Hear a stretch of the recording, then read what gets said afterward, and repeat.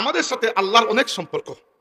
এক সম্পর্ক হচ্ছে আমরা মাখলুক, আল্লাহ আমাদের খালিক। আরেকটা সম্পর্ক হচ্ছে আমরা আব্দ, বান্দা, আল্লাহ আমাদের মাবুদ। আরেকটা সম্পর্ক হচ্ছে আমরা মারজুক, রিজিক লাভ করি, আল্লাহ হচ্ছেন রাজিক, আল্লাহ হচ্ছেন রাজ্জাক, যিনি রিজিক দেন। সম্পর্কটা শেষ নাই।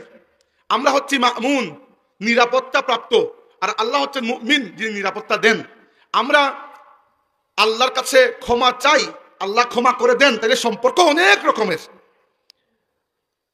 সম্মানিত হাজিরিন, এই সম্পর্কগুলোকে যদি সামনে রাখেন তাহলে বুঝতে পারবেন যে আল্লাহ যে আমাদেরকে ইবাদত করার নির্দেশ দিয়েছেন, এই ইবাদত মূলত আল্লাহর সাথে আমাদের একটা সম্পর্ক তৈরির নাম। এই সম্পর্ক কি? এই সম্পর্ক হচ্ছে আমরা বান্দা হয়ে যাব আর আল্লাহকে আমাদের মাবুদ মেনে নেব। এবার বান্দা হওয়া মোটেও সহজ বিষয় নয়। হ্যাঁ, কয়েকটা আমল করা সহজ বিষয়। আপনি শবে বরাতের রাত আসছে সামনে, শবে কদর আসছে সামনে, নফল নামাজ একটু পড়ে ফেললেন, মনে করলেন যে পরিপূর্ণ বান্দায় কামিল হয়ে গেছেন। না, ওইটা কয়েকটা আমল আপনি করেছেন। কিন্তু আল্লাহ রাব্বুল আলামিন আমলের কথা তো অন্য আয়াতেও বলেছেন, ওয়া আমিলুস সালিহাত, নেক আমল। কিন্তু এখানে আল্লাহ শুধু আমলের কথা বলছেন না, বলছেন ইবাদতের কথা। মানে আল্লাহ আমাদেরকে পাঠিয়েছেন দুনিয়াতে এই উদ্দেশ্যে যে আমরা পরিপূর্ণভাবে আল্লাহর বান্দা হওয়ার হক আদায় করব। এবার আমাকে বলুন, এই যে বন্দেগী, আল্লাহর বন্দেগী, আল্লাহর ইবাদত আমাদের জীবনের এত প্রয়োজনীয়তা থাকা সত্ত্বেও আমরা কিভাবে আল্লাহর পরিপূর্ণ বান্দা হতে পারি? এর জন্য আল্লাহ রাব্বুল আলামিন আমাদেরকে একটা দিন, একটা জীবন ব্যবস্থা দিয়েছেন। এই দিন, এই জীবন ব্যবস্থা যদি আমরা মেনে চলি তাহলে আমাদের পুরো জিন্দেগিটা আল্লাহর ইবাদত হয়ে যাবে। আমি বারবার একটা কথা বোঝানোর চেষ্টা করছি, ইবাদত শুধুমাত্র কয়েকটা আমলের নাম নয়। আমল ও ইবাদত এছাড়া আপনার দুনিয়াবি জিন্দেগিও আল্লাহর ইবাদত হতে পারে যদি আপনি সেই সিলেবাস, সেই হিদায়ত, সেই নূর অনুসরণ করেন যে নূর নিয়ে মুহাম্মদুর রাসূলুল্লাহ সাল্লাল্লাহু আলাইহি ওয়াসাল্লাম আল্লাহর কাছ থেকে এসেছেন। এই নূর, এই হিদায়ত আল্লাহ রাব্বুল আলামিন আমাদেরকে দিয়েছেন এবং এই যে জীবন ব্যবস্থা, এর নাম আল্লাহ দিয়েছেন ইসলাম। এবার একজন মানুষ যদি ইসলামকে কবুল করে, সে তার পুরো জীবনটাকে আল্লাহর হুকুমের নিচে নামিয়ে দিচ্ছে। অর্থাৎ প্রত্যেকটা মানুষের মনের মধ্যে একটা খায়েশ থাকে যে আমি এটা করব, ওটা করব। কিন্তু একজন মানুষ যখন মুসলিম হবে তখন সে সারেন্ডার্ড বান্দা হয়ে গেল, আল্লাহর কাছে সে আত্মসমর্পণ করে ফেললো। এরপরে আল্লাহ রাব্বুল আলামিনের ইচ্ছার উপর তার নিজের ইচ্ছার কোনো দাম থাকে না। আল্লাহ বলেছেন, ওয়ামা কানা লিমুমিনিন ওয়ালা মুমিনাতিন ইযা কাদাল্লাহু ওয়া রাসূলুহু আমরান আন ইয়াকুনা লাহুমুল খিয়ারাতু মিন আমরিহিম। আল্লাহ এবং রাসূল যখন সরাসরি কোনো কাজের আদেশ দিয়ে দেন তখন কোনো মুমিন পুরুষ নারীর জন্য এই আদেশ পালন করার ছাড়া আর কোনো অপশন, বিকল্প বাকি থাকে না। এখানে আর কোনো কিন্তু করার সুযোগ নাই। এইটা হচ্ছে আল্লাহর বান্দা হওয়া। তাইলে আল্লাহ যে বলেছেন ওয়ামা খালাকতুল জিন্না ওয়াল ইনসা ইল্লা লিয়াবুদুন, এটা দ্বারা আল্লাহ বুঝাচ্ছেন যে তোমার পুরো জিন্দেগি তুমি আমার বন্দেগিতে কাটাবে। শুধু কয়েকটা আমল করে, যে নামাজের সময় মসজিদে গিয়ে আপনি নামাজে দাঁড়িয়েছেন আর আল্লাহ রাব্বুল আলামিনের আয়াত তিলাওয়াত করছেন। আল্লাহ বলেছেন ফা ইল্লাম তাফআলু ফাজানু বিহারবিন মিনাল্লাহি ওয়া রাসূলিহি, সুদ ছাড়ো, আর যদি না ছাড়ো তাহলে আল্লাহ এবং রাসূলের বিরুদ্ধে যুদ্ধের জন্য প্রস্তুত হয়ে যাও।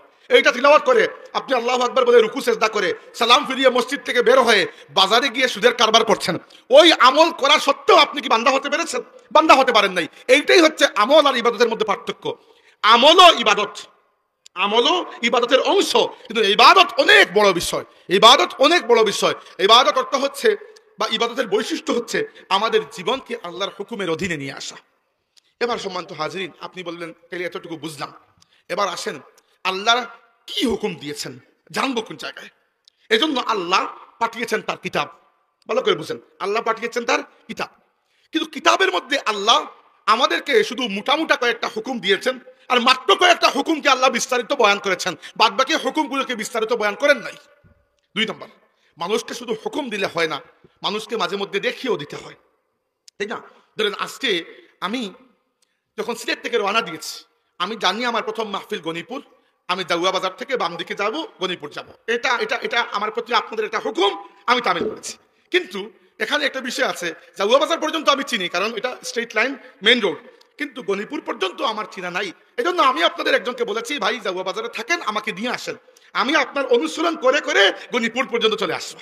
দাওয়াত, আপনি বলতে পারেন যে দাওয়াত তো দিয়েছি গণিপুর আসার, জাউয়া থেকে আপনি নিজে কেন আসেন না? কারণ আমি পথ চিনি না। বুঝতে পেরেছেন? দুনিয়াবি উদাহরণ দিলাম, তুলনা করছি না, আল্লাহ মাফ করুক। এজন্য আল্লাহ শুধু তার কিতাব পাঠান নাই, আল্লাহ সাথে রাসূলও পাঠিয়েছেন। এই হচ্ছে রাসূল পাঠানোর পেছনের মূল থিওরি। কারণ উদাহরণস্বরূপ আল্লাহ বলেছেন, ইয়া আইয়ুহান নাসু তাকু রাব্বাকুম, হে মানব জাতি তোমাদের রবকে ভয় করো। বুঝলাম এটা আল্লাহর আদেশ। আল্লাহ কিভাবে ভয় করবো? প্রশ্ন আসে না? ভয় তো মানুষ অনেক রকম করতে পারে। মানুষ সাপকে ভয় করে, তো সাপকে আমরা যেরকম ভয় করি আল্লাহকে কি এরকম ভয় করব? না, কারণ সাপকে যে ভয় করি ওই ভয়ের সাথে ঘৃণা মিশ্রিত, আর আল্লাহকে যে ভয় করি ওই ভয়ের সাথে মহব্বত মিশ্রিত, তাই না? পার্থক্য আছে। ভারতীয় উপমহাদেশে 200 বছর ইংরেজরা শাসন করেছে। ইংরেজদের ডান্ডা গরম ছিল, সবাই ইংরেজদের হুকুম মানত, কিন্তু ইংরেজদেরকে কেউ মহব্বত করতো না। ওইটা হচ্ছে এক ধরনের মানা। আর আরেক ধরনের মানা হচ্ছে আপনি মাহফিলে আসছেন, যাওয়ার পথে আপনার মা বলেছেন যে বাবা বাজার থেকে একটা ব্রেড নিয়ে আসো। এখানে আপনার মোটেও ঘৃণা নাই, 10 দোকান খুঁজে আপনি নিজের পয়সা দিয়ে নিয়ে যাবেন এবং এতে আপনার মহব্বত বোধ হবে, আমার মা বলেছেন। তাহলে মানার মধ্যেও কিন্তু পার্থক্য আছে। এই মানা আল্লাহ রাব্বুল আলামিন গায়বুল গায়ব, আল্লাহকে আমরা দেখি না, তাই আল্লাহকে আমরা আনুগত্য করতে পারি, মানতে পারি, কিন্তু আল্লাহকে অনুসরণ করতে পারি না। অনুসরণ করতে হয় কাউকে দেখে দেখে। এই জন্য আল্লাহ বলেছেন, কুল ইন কুনতুম তুহিব্বুনাল্লাহা ফাত্তাবিউনি ইউহিব্বুকুমুল্লাহ। হে রাসূল, আপনি আপনার উম্মতকে বলুন, তোমরা যদি আল্লাহকে মহব্বত করতে চাও বা আল্লাহকে মহব্বত করো, তাহলে শর্ত হচ্ছে ফাত্তাবিউনি, আমার অনুসরণ করো, আমার পেছনে পেছনে চলো। চললে কি হবে? ইউহিব্বুকুমুল্লাহ, তোমরা আল্লাহকে মহব্বত করা লাগবে না, আল্লাহ নিজেই তোমাদেরকে মহব্বত করে ফেলবেন। আমি আল্লাহকে মহব্বত করি, আমি আল্লাহর জন্য নিজেকে খালিস বান্দা বানিয়েছি। এজন্য যারা এরকম দাবি করে তারা হচ্ছে মুখলিস বান্দা। আমি আমার কথা বলছি না, উদাহরণস্বরূপ একজন মানুষ নিজেকে আল্লাহর জন্য খাস করে দিয়েছে, সে আল্লাহ ছাড়া কারো ইবাদত করে না, শিরিক করে না, কুফরি করে না, আল্লাহর নাফরমানি করে না, সে হচ্ছে মুখলিস। আর এর থেকে উপরে আরেক ধরনের বান্দা আছে, এদেরকে বলা হয় মুখলাস। মুখলাস হচ্ছে সেই মানুষ যাকে আল্লাহ তার নিজের জন্য খালিস করে নিয়েছেন। আমি যদি বলি যে আমি গুনাহ করার পর তাওবা করেছি, এইটা এক বিষয়। আর আল্লাহর নবীর সাহাবীরা মাঝে মধ্যে যদি কোনো ভুল করে থাকেন, যখন ভুল করেছেন, মাফ চেয়েছেন, তাওবা করেছেন, সেই তাওবা আল্লাহ কবুল করে কোরআন শরীফে ডিক্লেয়ার দিয়ে দিয়েছেন, রাদিয়াল্লাহু আনহুম ওয়া রাদু আনহু। আল্লাহ তাদের প্রতি সন্তুষ্ট, তারাও আল্লাহর প্রতি সন্তুষ্ট। কি বুঝলাম? যে আমি মাফ চাওয়া আর আল্লাহ আমাকে মাফ করে দেওয়া এক বিষয় নয়। এজন্য আমি আল্লাহর জন্য নিজেকে খালিস করে নিয়েছি আর আল্লাহ আমাকে তার জন্য খালিস করে নিয়েছেন, এটা এক বিষয় নয়। একইভাবে আমি আল্লাহর বান্দা হয়েছি, আমি নিজে দাবি করি আমি আল্লাহর বান্দা, এটা এক বিষয়। আর আল্লাহ যদি কাউকে বলেন অমুক আমার বান্দা, তাইলে তা অনেক বড় বিষয়। একইভাবে আমি বুঝাচ্ছি যেটা, যে আমরা আল্লাহকে মহব্বত করতে চাই, ঠিক আছে, করবই তো। আল্লাহ নবী বলেছেন, উহিব্বুল্লাহ আহিব্বুল্লাহ লিমা ইয়াযুকুম বিহি মিন নিআমিহি আও কামা ক্বালা। তোমরা আল্লাহকে মহব্বত করো এজন্য যে আল্লাহ তার যাবতীয় নিয়ামত দিয়ে তোমাদেরকে ধনী করে দিয়েছেন, এটা এক বিষয়। আর আল্লাহ যদি কাউকে বলেন যে অমুক কাজ যদি তুমি করো আমি আল্লাহ তোমাকে মহব্বত করে নেব, এটা অনেক বড় বিষয়। তাইলে এই এতক্ষণ যে কেচাল করলাম আমি, এইগুলার মূল শিক্ষা কি? মূল শিক্ষা হচ্ছে আমাদের জীবনের উদ্দেশ্য ইবাদত। 2 নম্বর কথা হচ্ছে ইবাদত বলতে খালি কয়েকটা আমলের নাম নয়। হ্যাঁ, আমলও ইবাদতের অংশ, কিন্তু ইবাদত অনেক বড় বিষয়ের নাম। আর 3 নম্বর হচ্ছে ইবাদত করে যদি আল্লাহর মহব্বতের ভেতরে ঢুকতে চাই, কাউকে না কাউকে অনুসরণ করতে হবে। কারণ শুধুমাত্র আদেশের আনুগত্য করা যায়, আদর্শের অনুসরণ করা যায় না। আর এজন্য আল্লাহ নবী পাঠিয়েছেন যে নবীর অনুসরণ আমরা করব। এই হচ্ছে মূল কথা, যে আমরা যদি আল্লাহর ইবাদতের হক আদায় করতে চাই, আমরা আল্লাহর নবী সাল্লাল্লাহু আলাইহি ওয়াসাল্লামের অনুসরণ করতে হবে। এজন্য আল্লাহ পাক বলেছেন, রুসুলাম মুবাশশিরিনা ওয়া মুনযিরিনা লিআল্লা ইয়াকুনা লিন-নাসি আলাল্লাহি হুজ্জাতুম বা'দার রুসুল। আল্লাহ তার রাসূলদেরকে পাঠিয়েছেন মুবাশশির এবং মুনযির বানিয়ে। মুবাশশির মানে হচ্ছে যিনি জান্নাতের সুসংবাদ দেন, মুনযির জাহান্নাম থেকে যিনি ভয় দেখান। এজন্য পাঠিয়েছেন যেন রাসূল দুনিয়াতে আসার পরে কেউ কিয়ামতের দিন আল্লাহর কাছে আর কোনো অজুহাত দিতে না পারে যে আমি তো জানতাম না। কেন জানতে না? রাসূল তো তোমার কাছে গিয়েছিলেন। এজন্য আমাদের জীবনটা যদি আমরা ইবাদতের মধ্যে সাজাতে চাই, সেই ইবাদত যদি আমাদেরকে নিতে হয় কারো কাছ থেকে, আমার আপনার দ্বীন, শরীয়ত, ইসলাম আমাদের আল্লাহর সন্তুষ্টি পাওয়ার একমাত্র ওসিলা আমার আপনার নবী আকা মাওলা সরওয়ারে কাউনাইন ইমামুল আম্বিয়া আল মুস্তাফা ওয়াল মুজতাবা মুহাম্মদুর রাসূলুল্লাহ সাল্লাল্লাহু আলাইহি ওয়াসাল্লাম। এবার এতক্ষণ বললাম ভূমিকা, এবার আসুন মূল ওয়াজে। নবীকে দেখে দেখে জীবন কিভাবে সাজাবো? নবীকে দেখে দেখে জীবন কিভাবে সাজাবো? প্রথমে আমাকে বলুন, এই উম্মতের মধ্যে কয়টা ভাগ আছে? মূলত দুই ভাগ এই উম্মতের মধ্যে। দুই ভাগটা খুব সিম্পল। এক ভাগ হচ্ছে যারা নবীকে নিজের চোখে দেখেছেন, আরেক ভাগ হচ্ছে যারা দেখেন নাই। পার্থক্য আছে না? আল্লাহ নবী বলেছেন লা তামাসসুন নারু মুসলিমান রাআনি, যে মুসলমান আমাকে চোখে দেখলো আল্লাহ তার জন্য জাহান্নামের আগুনকে হারাম করে দিয়েছেন। তো আপনি আমি জিন্দেগিতেও এই সৌভাগ্যে পৌঁছাতে পারবো এটা। এই জন্য কোরআন শরীফে আল্লাহ বলেছেন হুয়াল্লাযী বাআসা ফিল উম্মিয়িনা রাসূলাম মিনহুম, আর পরের আয়াতে বলেছেন ওয়া আখারিনা মিনহুম লাম্মা ইয়ালহাকু বিহিম। উলামা কেরাম বলেছেন এই উম্মতের মধ্যে দুইটা ভাগ, এক ভাগ হচ্ছে উম্মিয়িন, আরেক ভাগ আখারিন। উম্মিয়িন বলা হয় সেই সময়কার আরব জাতিকে যারা আল্লাহর নবীর হাতে হাত থেকে ইসলাম কবুল করেছেন, এরা হচ্ছেন এই উম্মতের কেন্দ্রবিন্দু। আর পরে যারা এসেছেন ইরানি, সিরিয়ান, ইরাকি, মিশরি, Hindustani, Pakistani, Chinese, Indonesian, African, দুনিয়ার যে কোনো জায়গা থেকে যত মানুষ আসবেন এরা আখারিন বা শেষাংশ। তাই উম্মিয়িন আর আখারিনের মধ্যে একটা পার্থক্য আছে।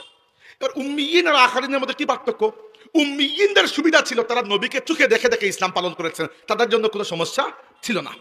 নবী নিজে নামাজ আদায় করেছেন এবং নামাজের সময় বলেছেন সল্লু কামা রাআইতুমুনি উসাল্লি, তোমরা আমাকে যেভাবে নামাজ পড়তে দেখো এভাবে নামাজ পড়ো।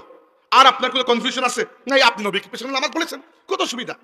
দ্বিতীয়ত যখন হজে গেছেন বলেছেন খুযু আন্নী মানাসিকাকুম, তোমাদের হজের নিয়মগুলো আমার কাছ থেকে শিখে নাও। আর কোনো সমস্যা আছে? নবীর কাছ থেকে শিখে নিলে কোনো ইখতিলাফ নাই।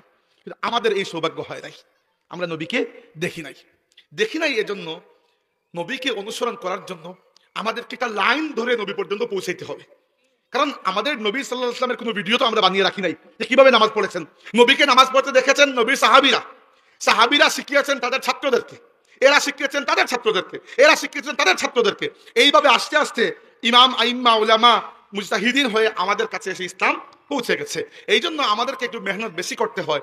নবীর আমল অনুযায়ী যদি জিন্দেগি আমরা কাটাতে চাই তাহলে আমাদেরকে এই লাইন ধরে নবী পর্যন্ত পৌঁছাতে হবে এবং দেখতে হবে নবী সত্যিকার অর্থে তার নিজের জীবনটা কিভাবে কাটিয়েছে। দ্বিতীয় আর একটা গুরুত্বপূর্ণ কথা হচ্ছে নবী দুনিয়া থেকে বিদায় নেওয়ার সময় কোনো মানুষকে তার নিজের জায়গায় বসিয়ে যান নাই। আবার বলছি, কথাটি দেখতে নিয়ে বলছি আমি, নবী দুনিয়া থেকে বিদায় নেওয়ার সময় আমাদের নবী সাল্লাল্লাহু আলাইহি ওয়াসাল্লাম কোনো মানুষকে নিজে তার খলিফা নামজাদ করে যান নাই। আপনি বলবেন তাহলে আবু বকর রাদিয়াল্লাহু আনহুকে তো আমরা প্রথম খলিফা বলি। হ্যাঁ, আবু বকর রাদিয়াল্লাহু আনহু প্রথম খলিফা। আবু বকর রাদিয়াল্লাহু আনহুকে আল্লাহর রাসূল অ্যাপয়েন্টমেন্ট দিয়ে যান নাই, উম্মত আবু বকর রাদিয়াল্লাহু আনহুকে খলিফা নির্বাচন করেছিল। অর্থাৎ সমস্ত সাহাবীরা আবু বকর রাদিয়াল্লাহু আনহুকে খলিফা নির্বাচন করেছেন। হ্যাঁ, আল্লাহর নবী ইঙ্গিত দিয়ে গেছেন সরাসরি